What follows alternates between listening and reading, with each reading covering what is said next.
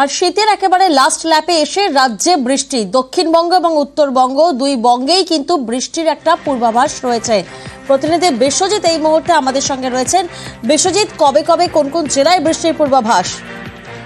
দেখো, দক্ষিণবঙ্গের সব জেলাতেই বৃষ্টির পূর্বাভাস রয়েছে। বজ্রবিদ্যুৎ সহ বৃষ্টি হবে। বেশ কিছু জেলাতে বজ্রবিদ্যুৎ সহ বৃষ্টির সঙ্গে শিলা বৃষ্টির সম্ভাবনা আছে এবং দমকা ঝোড়ো বাতাস বেশ কিছু জেলাতে 40 থেকে 50 কিলোমিটার গতিবেগে বা দমকা ঝোড়ো বাতাস, কোথাও কোথাও 30 থেকে 40 কিলোমিটার গতিবেগে দমকা ঝোড়ো বাতাস, বজ্রপাতের আশঙ্কা রয়েছে।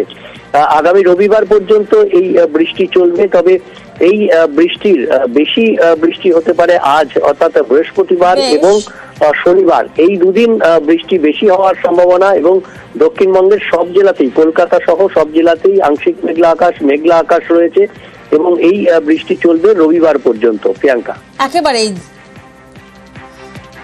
জানুয়ারির শেষ থেকে হঠাৎ গরম, তার মধ্যে কুয়াশার দাপট, আর এতেই আলু গাছে দেখা দেয় নানা ধরনের রোগ। এতে ফলন কমার আশঙ্কা ছিলই, আর এবার বৃষ্টির পূর্বাভাস।